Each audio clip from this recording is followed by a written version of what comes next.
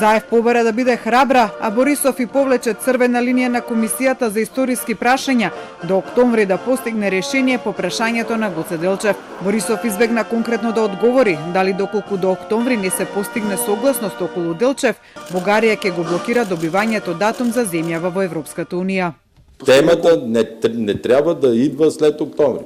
Да се съберат комисиите ежедневно да работят. Ако не постигне компромис... Трябва да постигнат компромис. Трябва да постигнат компромис. Като ми дадат папката с това какво са се разбрали, тогава вече България ще решаваме какво да правим. Този сценарий искам да го избегнем на всяка цена.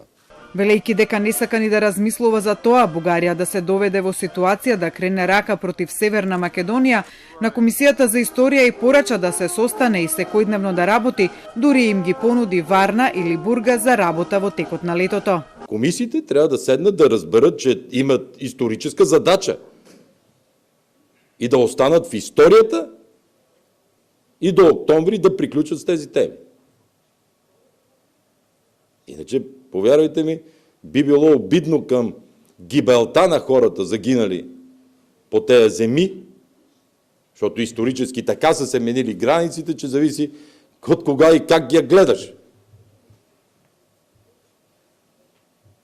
Те могат да станат спънка за новата история. Аз ще се съобразя с това, което историците ми кажат. Иначе ще бъда обвинен, че продавам или съм предал историята на България. Аз също имам лимит, който мога да си позволя. И в същото време знам, че трябва на всяка цена комисиите да намерят приемливото решение. Македонскиот премиер, иако не го спомена конкретно октомври како рок, потврди дека двете страни се договориле во месеците кои предстојат без предрасуди да се обидат да ги затворат отворените историски прашања. Ги охрабруваме двете комисии од двете страни да продолжат во решавањето и на прашањата кои што се следни.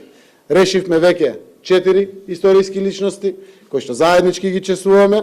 Исто така верувам дека ќе се најде решение и за историската личност херојот Гоце Делчев. Заклучивме да ги охрабриме комисиите. Да и ова прашање на еден храбар начин, но на чесен начин го изнајдат решението, заради тоа што досега покажавме многу храброст, без разлика на нашите политички кариери, да градиме пријателство помеѓу двете земји и двата народи. Борисов, кој денеска заедно со Заев положи цвеќе на гробот на Гоце Делчев во црквата Свети Спас, се извини што неодамна го употреби терминот северно-македонски при реферирање кон политички представници од земјава, рече дека тоа не го сторил со умисла. Борисов најави дека за да избегне војни на политички напади врз себе поради изјави дадени во врска со историски прашања, посочи дека на нив одсега ќе одговара председателот на бугарската страна во комисијата Ангел Димитров. Тој одговарајќи на новинарските прашања, им се обрати на македонските новинари велејќи дека внимателно следи медиумската сфера во земјава и отигледа на дворешни сили кои работат против Бугарија. Пред да замине за Дојран, каде со Заев ќе положат цвеќе на обновениот споменик на бугарскиот полковник Каварналиев, Борисов се сретна и со председателот на државата Стево Пендаровски.